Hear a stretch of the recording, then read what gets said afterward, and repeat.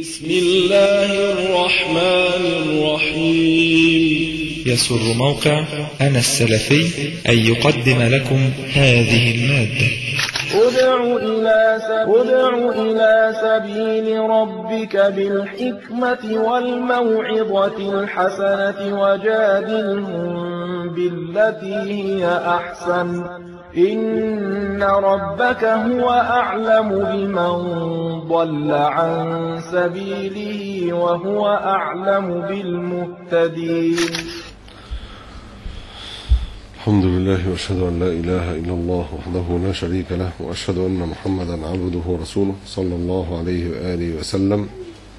أما بعد، ما هو الضابط في عدم احتساب طلاق الغضبان؟ طلاق الغضبان ليس هناك نص بلفظ الغضب، ولكن هناك حديث لا طلاق في إغلاق، وهو حديث حسن.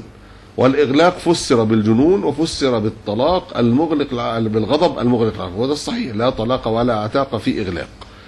وده يدل على ان الغضب المغلق للعقل الذي يذهب العقل هو الذي لا يحتسب معه الطلاق، لكن يعي ما يقول ويدرك ويرد. يكون الطلاق ده كان رد فعل لتصرف استفزه فأحب أن ينتصر نفسه أو يغيظ الذي أمامه، واعي لما يقول، يسرد الحكاية كاملة، فإن هذا يقع، لا أشك في وقوعه.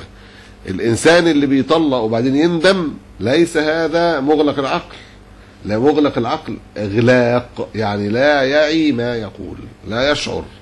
إذا قيل له أنت قلت كذا وكذا، هو ابن القيم رحمه الله بيقسم إلى 3 أنواع: واحد لا يقصد ولا يدري، واحد يدري ولا يقصد هو الطلاق المتوسط، وواحد يقصد ويدري ولكن يعني قد طلقها حال الغضب. فمبادئ الغضب ده بيقول واقع باتفاق، والاولاني غير واقع باتفاق، والثانيه دي محل اجتهاد، هو بيميل الى عدم الوقوع اللي هو الحال المتوسط ده.